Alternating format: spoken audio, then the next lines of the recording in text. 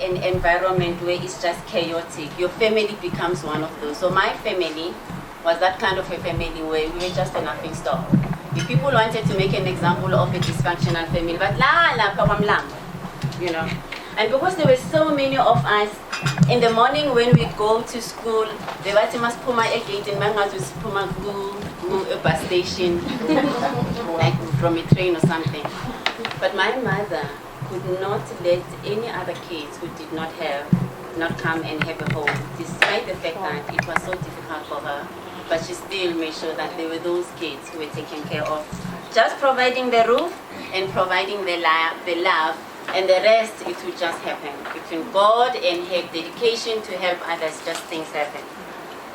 13, on this particular night, my big brother, who was our breadwinner, sends one of our younger brothers to go and buy bread, because there was always hunger. There's always this, there's always that. So Tata Naimani go and buy bread. Sharing you this story because this was my first defining moment in life. So this one goes and buy bread.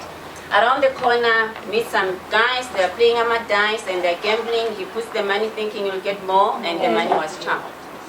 He comes home, there's no bread, there's no money. So my big brother tries to discipline him, like, you know how, what did this one had a knife and just stabbed my brother once? Yeah, one hole on this vein, and there in front of us, he died. That was my first defining moment. So there was chaos. Everybody's screaming. I'm 13.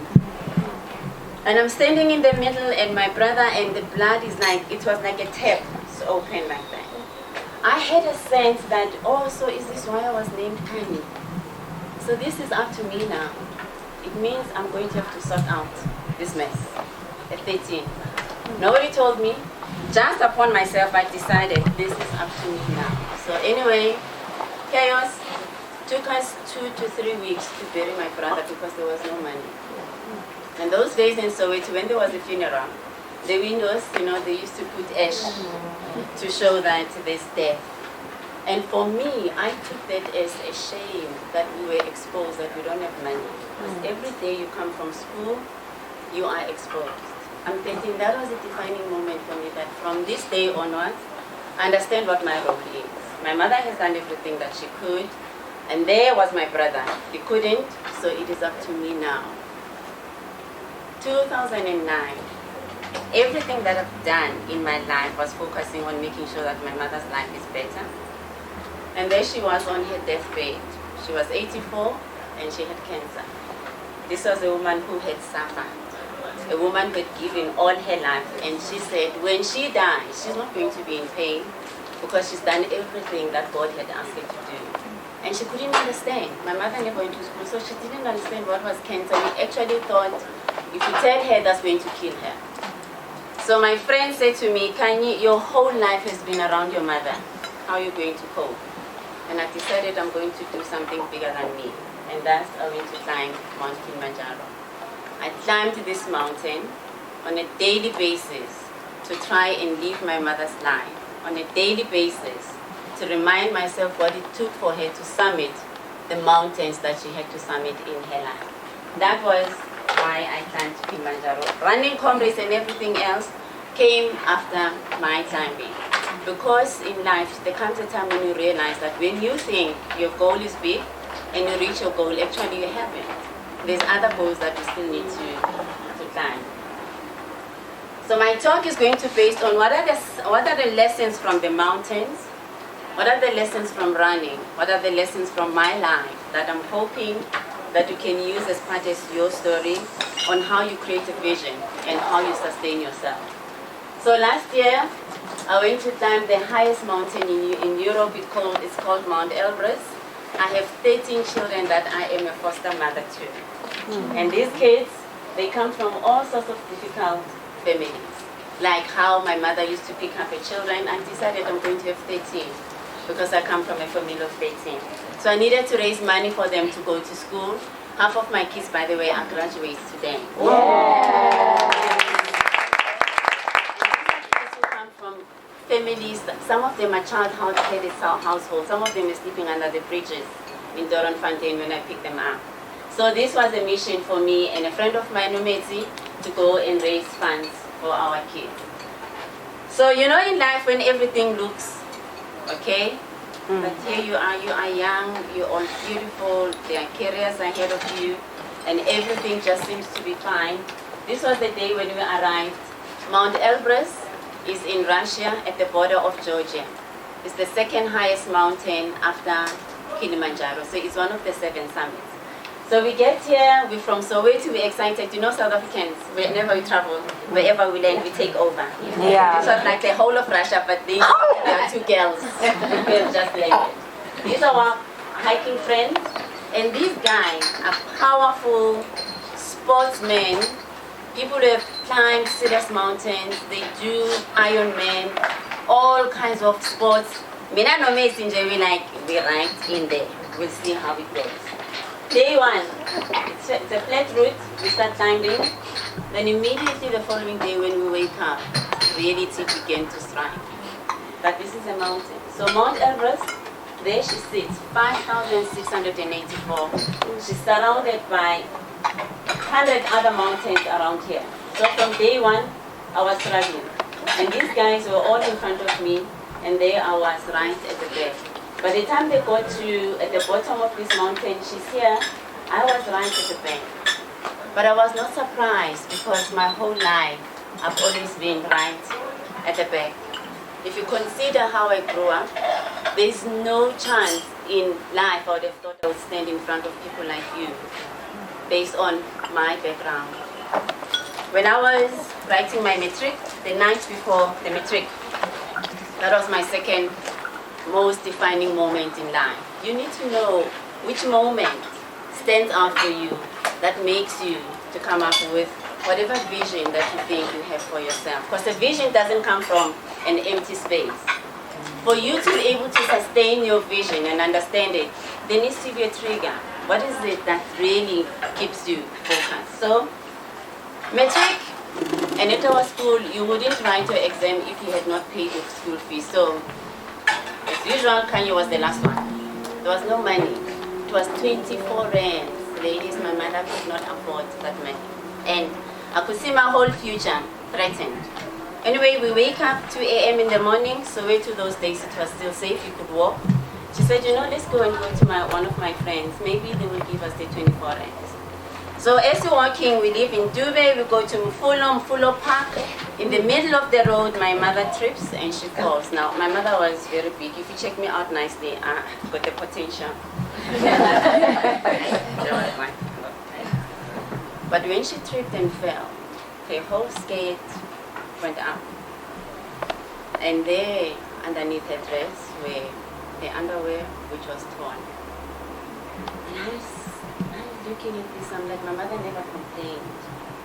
Everything that she's done was just for us. And she was in such a compromised position, and there she was on the ground, and she cried out, "Mawe."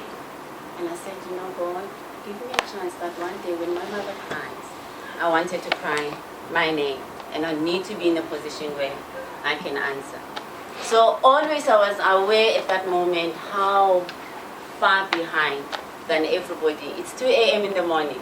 I should be sleeping because I'm writing my first exam for my matric. But it did not stop me. We got the money and I went and I passed my matric. Having come from those kind of difficult background.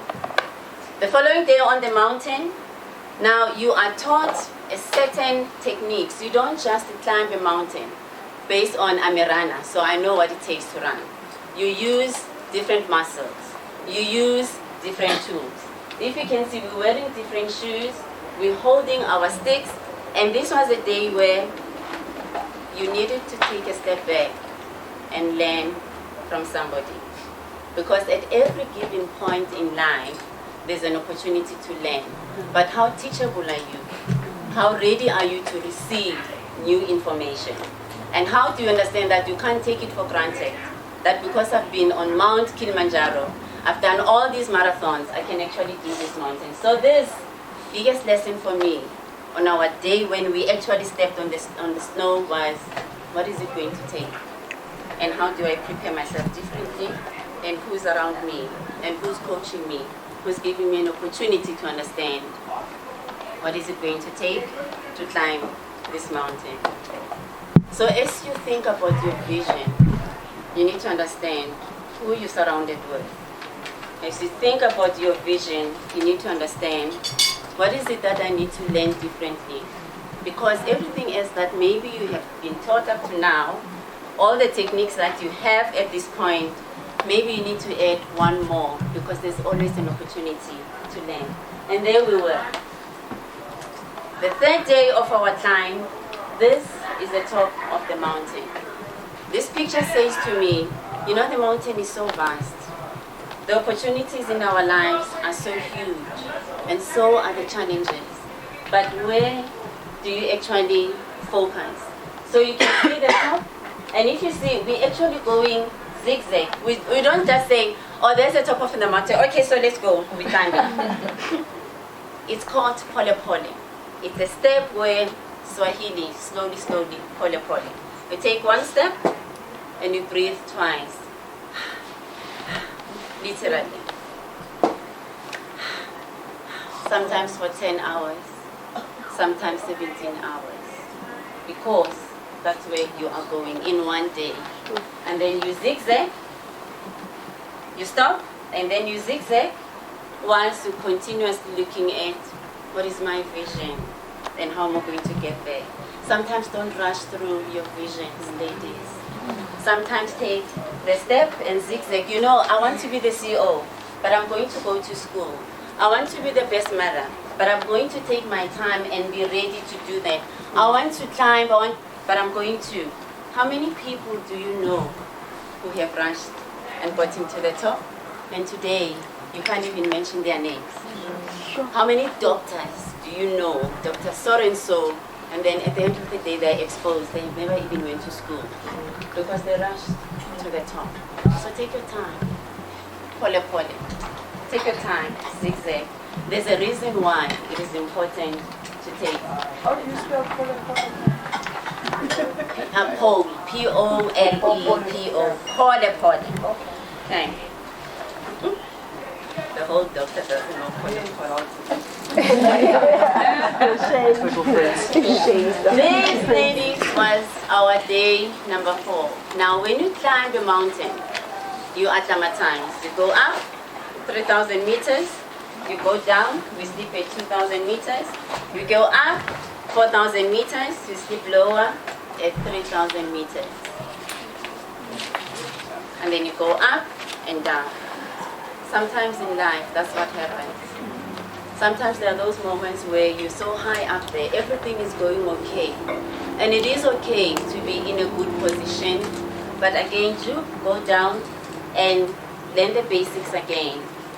And make sure that you have the right energy and the right type of attitude and the right of understanding. And then you climb in order to go to your next level. So when we woke up on this day, it was bright, it was beautiful, the sky, we were even taking pictures. We all in line, and we all said, this is me and my friend Maxie. We're like, now we've got this. We can use our tools, we can use our shoes. We're now used to walking on the snow. We are okay. The most important thing to learn in mountain climbing is, where do you stand in the line? So sometimes you don't have to be in the front queue all the time. It is okay to be in the middle because you don't know what's happening with the person in the front queue. Yeah. So all of us want to be in the front, we don't know what the challenges are. And sometimes when you are in the middle, you might find that that's where the strength lies. So what we learned here, when you are in the middle, those in front are dependent on your energy that you're pushing them. And those at the back of you are looking at you thinking, she's actually got it. So that was me, right in the middle. And that was me here. So we're excited, and we've got this. And in the middle of this hike, my shoe got lost, and I needed just to tighten it a bit. So you always have to be with your group when you climb. And I think that's why you're here. Just to learn, just to create the friendships, the sisterhood, the support, that should anything happen to you, at least you know there is somebody who knows your journey. Because you're journeying together, aren't you? Yes. But in your journeying together, you're not at the same position I am. Because some of you are far ahead, some of you are still behind. But just understand where you are. So everybody knew Khanyi is super fit. I mean, physically I am fit. You can see, I mean. Come on. By the way, own it. When you've got something. There's nothing wrong in knowing your power. But it's how you use your power to actually empower others. Because if I'm telling you this story just for me, then it means absolutely nothing to me. But if one of you can say, you know, we watched Mrs. Khan, the way she moves, if one of you can take that and realize that on the day when you are faced with the biggest challenge, you just remember this talk, or they've done my work. Okay, at the same time, it's important that I give the sense of I'm not just an ordinary person. So here we were ready. So I stayed behind to tie my shoe, everybody left, and they all knew that I'm going to catch up very easily because I'm fit, I'm strong. Mentally, physically, I'm okay.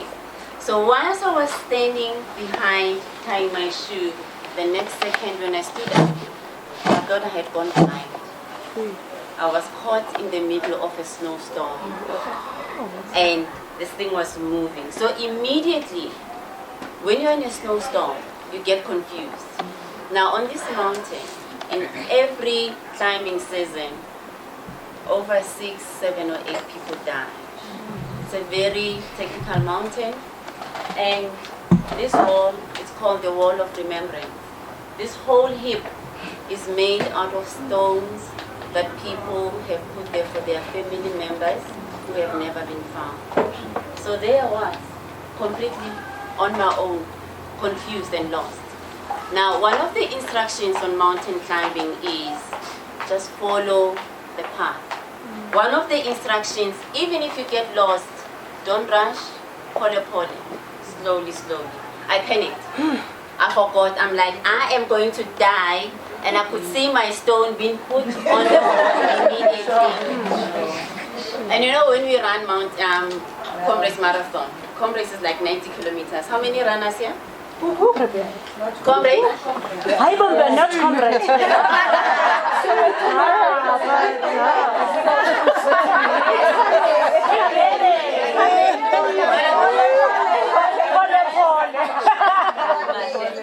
Okay, so when people ask you if you're a runner, just find out, okay, what distance are you talking about? Yes, that's really important. Because 5 kilometers and a selfie is not a run.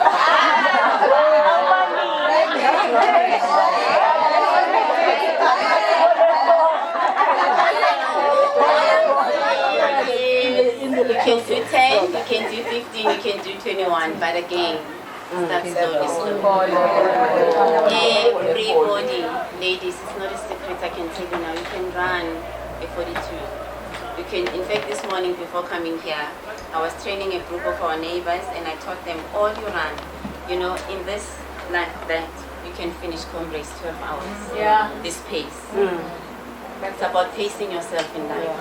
Okay. So sometimes you need somebody just to push you a bit, that it's okay to do your 5, but don't stick around 5. Because you are capable of doing 10. So there once. So before I start a marathon or even Comrades, there's always the two voices. One says, "Hi, do you think we're going to finish this? What are you doing here? It's impossible." Then the other voice, the smaller voice, will say, "You know, remember you have trained, you can do this." And sometimes I pretend like I'm calling a friend of mine, like, "Friend, you know, I'm in the middle of this difficulty.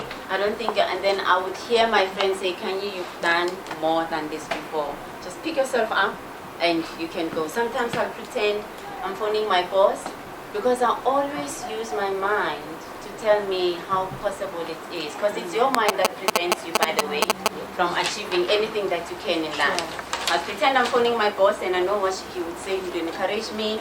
I pretend I'm phoning my mother, I know what my mother would say. I pretend I'll phone my husband and I could hear my husband say, "Is your life policy up to date?" If it is.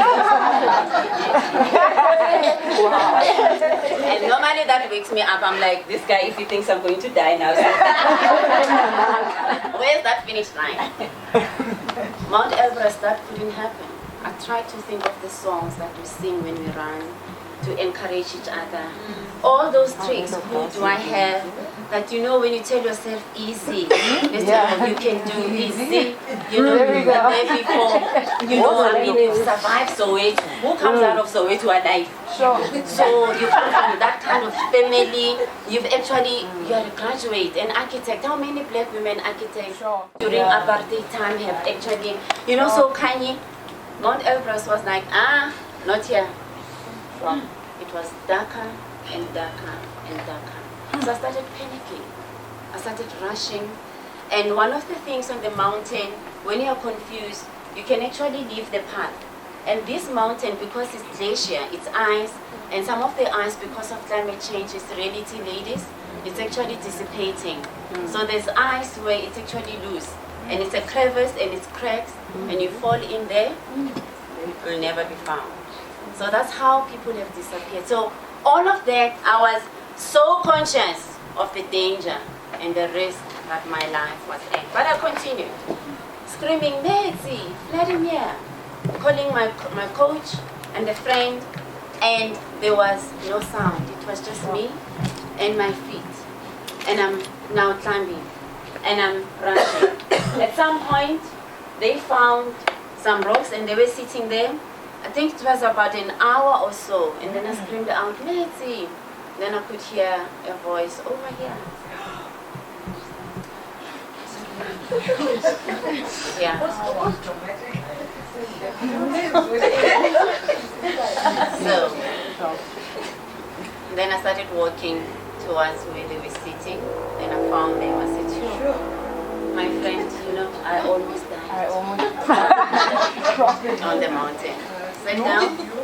I actually took this picture because I was now at the higher point. Then I realized there were actually people behind me who were as lost as I was.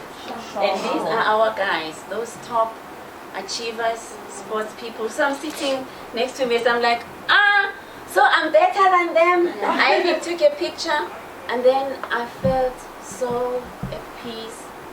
I fainted. I was hit by altitude sickness. You die of that. I was not even aware. And because I had rushed, I had overused my oxygen.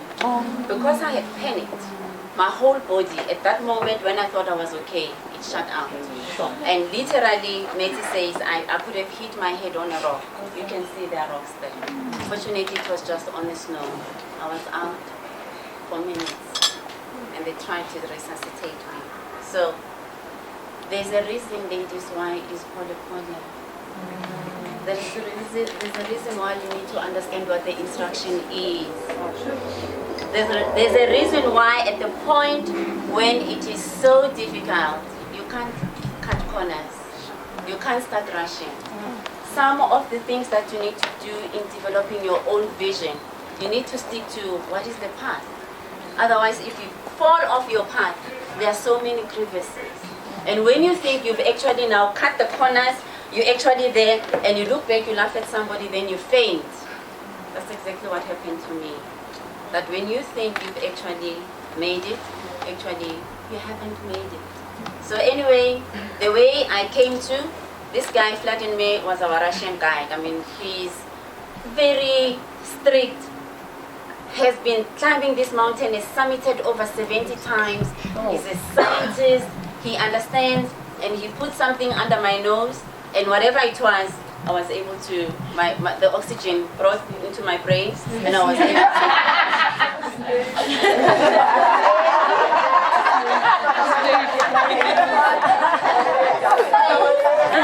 What is this?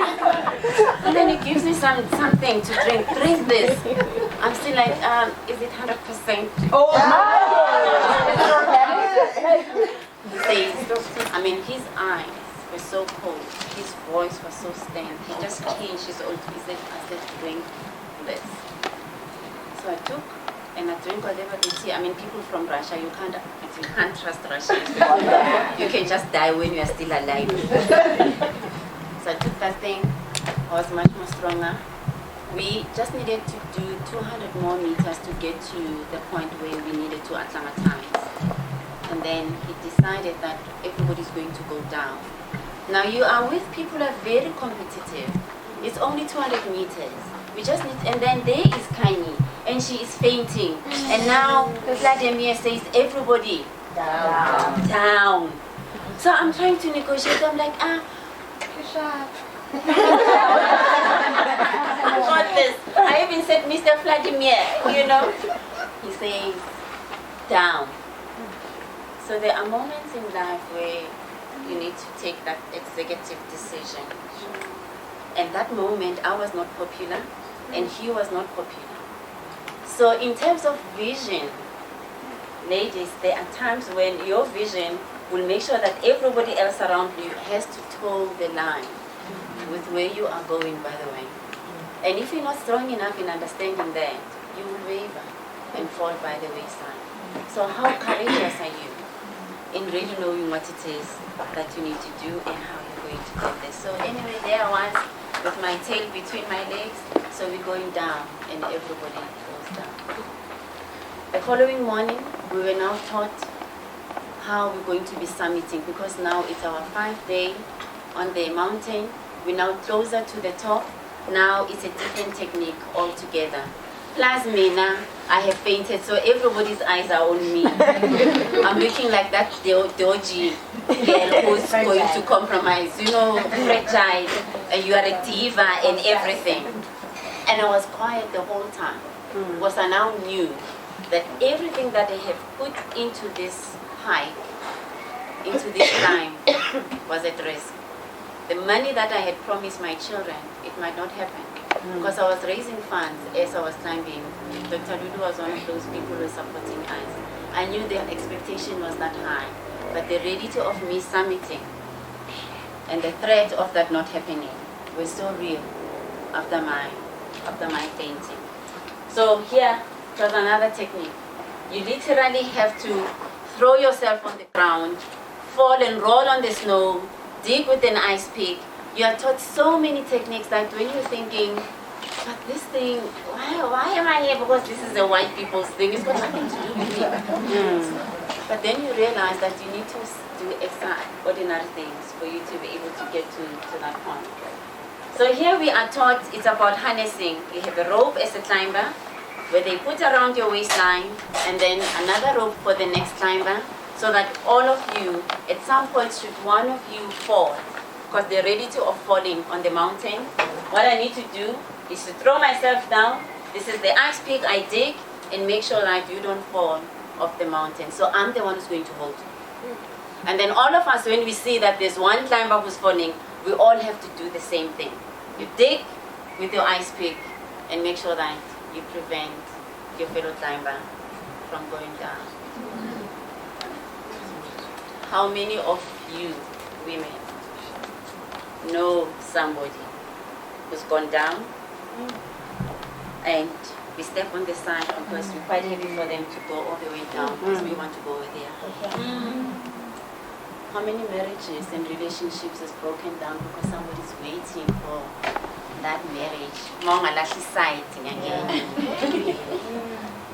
many of you have got managers who are women that you should be supporting, and you see that they falter, and all you do is, I can't wait to get there? Mountain climbing teaches you that in your vision, if you think your vision is just all about you, and yours has to be better than the other, you're missing the point. Some of us got where we are because of long-standing relationships and friendships. That when there were moments when I was falling, I knew who to call. When my friends were falling, I was the one who threw myself on the ground and dig. So what I want you to learn in your vision making and crafting that, it's not just about you. Sometimes you get more in life by being with others. Sometimes you get more in life by throwing your own life in front of them. How many conversations have you been part of? And you know that the way Mama corner is not right. But you don't throw yourself down. And in fact, when you do that, you're preventing your friend and your fellow colleague to go further down, because at that moment they are going down. And your job is to make sure that they don't, because if they do, they take you along with them. So remember that. So this is what we were talking about. Now, we've got the tricks, we've got the techniques. Now we know what it means to throw yourself on the ground, to use your tool, your ice pick and everything. This was 2 a.m. in the morning. It's the last few kilometers to get to the top. The reason why we wake up at this time is because it is so high, it is so steep. If we were to look at the mountain, literally, your brain would freeze. Your eyes would say, I'm dizzy. So it's just to make sure that you are able to get there. And I think that was a point where my mother was, when she was expecting me. And she was highly pregnant at the time. And one of my brothers, who was 6 years old at the time, got kidnapped. My father told you, 13 kids, my father would come, my mother is pregnant, and then he disappears. Then he comes back, my mother is pregnant, and then he disappears until I came. And when I was born, I'm told that was the last time that they saw him. So in the moment when he was not there, my mother was the single mother and many other children, as I said. So when my mother was expecting my brother, didn't even know whether it was a girl or a boy, because at that time, really, all this technology did not exist. And after 6 months of searching for my brother, they gave up, said, no, he's gone, can't find him. My mother said, no, I know my child. Because the one that I'm holding now, her name is going to be Khanyi Chaba. And she is going to light up a way for her brother to find his way home. She didn't know that. She just made it up. So on the day I was born, lo and behold, my brother was found. There was a car that came, just dropped him, threw him out of the car, and then they left. Even today, they don't know who those people are. My brother became a stutterer, could not express himself very well. He became was a slow learner throughout her life. He was a changed person, but he was found on that particular day. So there's a moment where, when you are faced with the most difficulty in your life, what is it that you believe in? It is possible that within you, whatever it is that you believe in can actually push you through to see beyond how other people, or where, to see possibilities. What was even most amazing was, how could a woman in that difficult moment have foresight that this one is going to be Khanyi Chaba? So again, I was born with black text from day one. Because I had that responsibility before I was born. So there we were, 2 a.m. in the morning. Do you know at this moment, I did think about my mother. It was minus 24 degrees. It was wind, it was blowing. And I'm very fear of the cold. I get cold very easily before going onto this mountain. So one of our guides calls me out of the cabin before we went on to Khanyi. I'm like, layers and layers and layers. I'm ready with my 3 pair of gloves. I'm like this, I can't even move because it's cold. And he says to me, but Khanyi, one of the things you said you're coming to do here is to deal with your fear of the cold. So how do you even begin to climb when you're already layered up? And he said, you know, the challenge with you is that before you even get cold, you know, black people in the cold, we used to do clouds.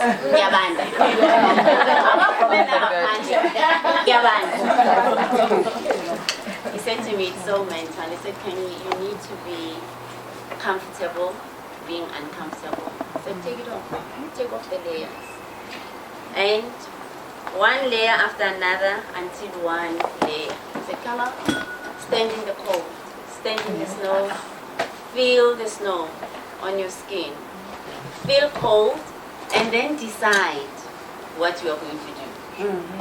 So sometimes you take an action before you actually experience anything. Before you even make a decision. You don't even give yourself a chance to make a decision because, I wouldn't say, that job, all that promotion, and I'll never finish my MBA. You know, it's impossible. I mean, coming here on its own, consistently, kunzima. Feel the discomfort and be comfortable in that space of being uncomfortable. So sometimes your vision will be tested, ladies. there will come that moment where you have to take off the layers and make a decision based on what are you experiencing at that particular time. So there we were, and then we started climbing. 4 hours later, it was the breaking of dawn, and there I was. Everybody, again, right in front of me. I was left behind, but I was pulling. Again, slowly. It was so cold. My mind said it was like we were cracking through a wall. So instead of trying to rush and keep up with everybody, there we were in the line. And I was like, it's okay. So Vladimir is screaming, Khanyi, come. I'm like, I can't even say anything, okay? Our other guide is also screaming, stop being a diva, Khanyi. Whenever you think this is a fashion show, climb, kick this thing. Because the trick is about be angry, fight with the snow, kick. I could not even be angry because I'm just excited with that. Slowly, there are ones following. There are moments where you're going to find yourself just all by yourself. And at that moment, it's about what are the lessons that you remember about your life. So you'll be looking at your vision board, 3 years later, like at that time, it was right. So, but why things are not happening according to my board? You'll be all by yourself at that point. And here, there's no option. I just have to follow the line. Because I could not say, yes, you know, I have to go back. Say me right, really move. You all have to go the one path. Because if you step off this path, you fall off the wayside. And there we were. I was right at the back. At some point I was number 3. At some point I was number 2. All these guys, we could see where we were going. We looked back, these were people who were behind us. And I was like, Maisie says to me, Chomam, are you aware that you are number 2 in the queue? Because now we're towards the summit. I'm like, me? No, it's impossible. And then we get there. We were the first people to summit the mountain.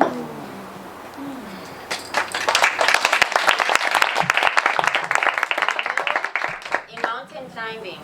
It's not about you getting there first. As soon as we got to the top, we secured ourselves, we looked back, and we were pulling those strong guys. We're pulling the Iron Man.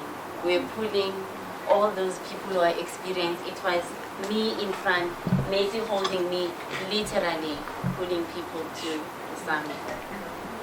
So it's not about how you start. It's about how you end. Many years ago, SAPC, when it was still SAPC, a proper one,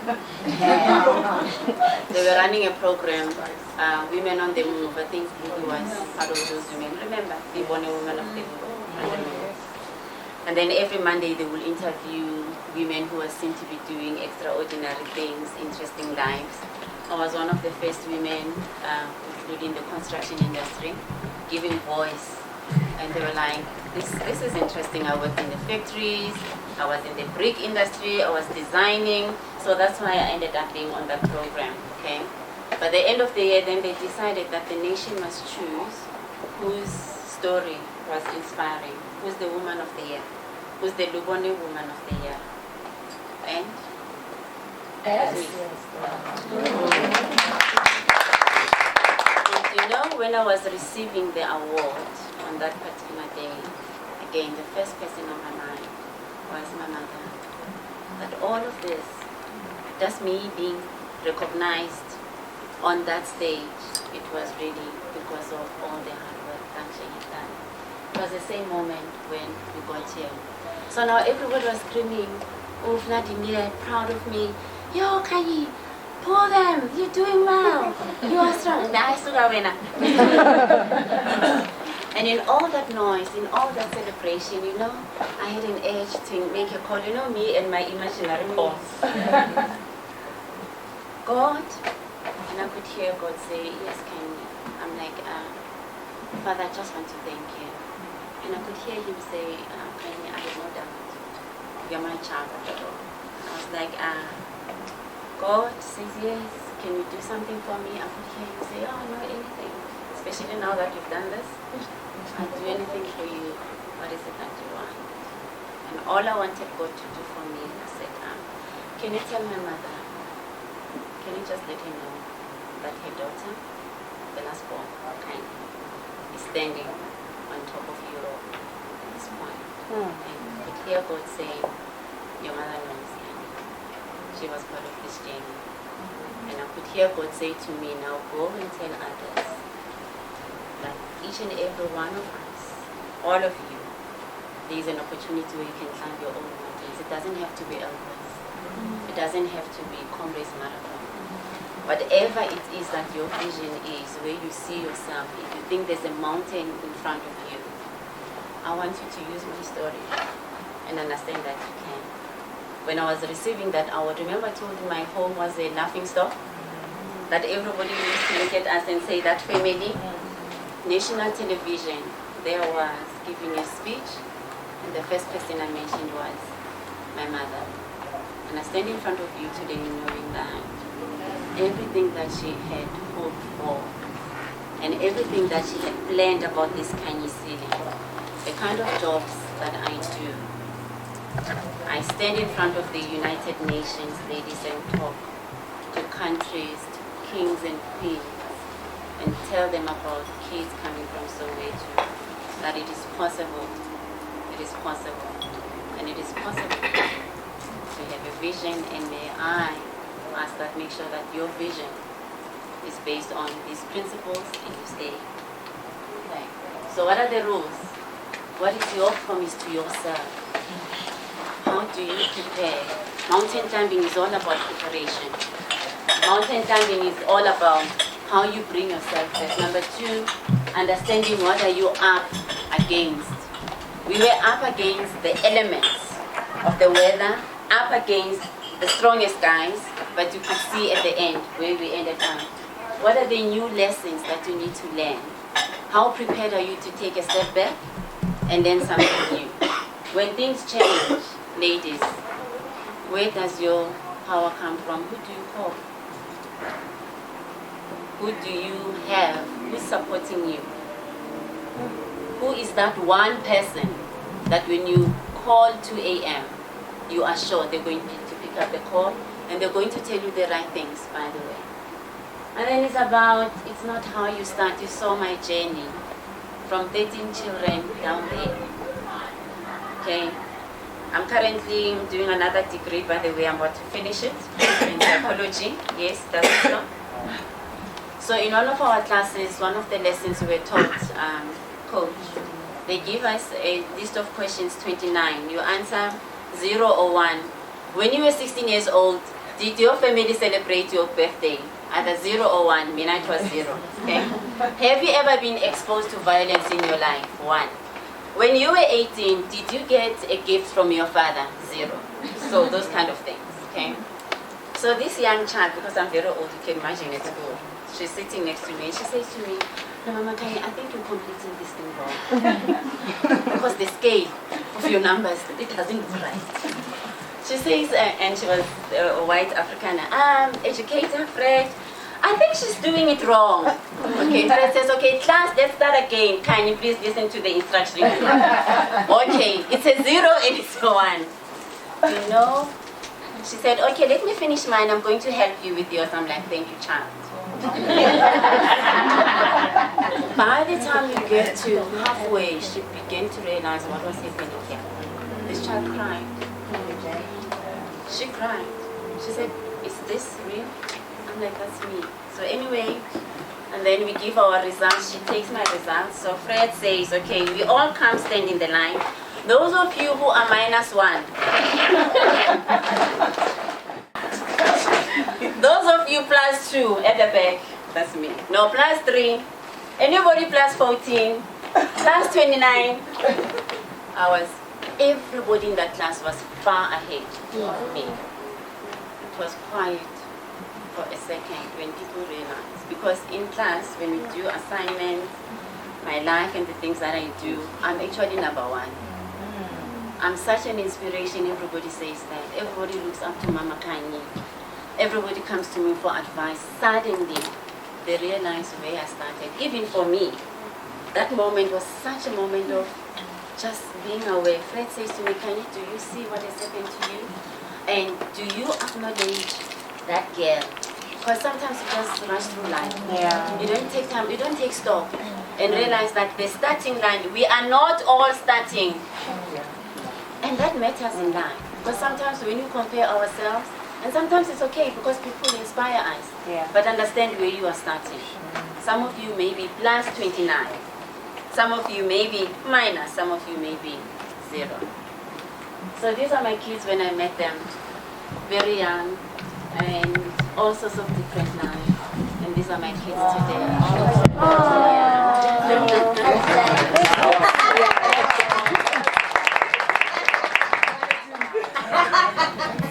He's an engineer.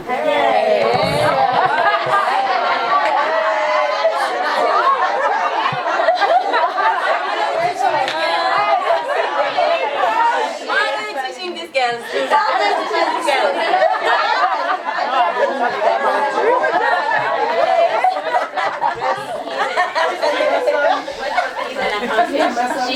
Baba-in-law has just bought herself a car and a house. This was a little girl who had nobody and became one of mine. Sadly, when he was doing his first year, his mother was violently killed. They gave him from. His mother was dead in front of him. He's an engineer today. One of my kids is not in this picture. He was very angry with his father. Sibat was planning. And he told me, hey, Mama Khanyi, I bought the knife. I'm like, oh, why? Now I'm clear, I'm going to sort out my father. And I planned. I know where he drinks. I know where I'm going to wait for him. And this is how I'm going to use my knife. I'm like, that's a very good plan. So, why don't you put the knife and the plan, and why don't you just finish your first year, and then let's see after your first year how you and I are going to murder your father. Yeah. I think it's a good plan, Mama Khanyi. He finished his first year. I'm like, okay, so how are we doing it? Is the knife still there? He is now doing his master's at journalism. Does not even care what his father did to him because he can see a possibility. So sometimes it's more than just yourself. And if it's more than just for you, your life becomes to matter. And I wish you great in your vision. Thank you so much.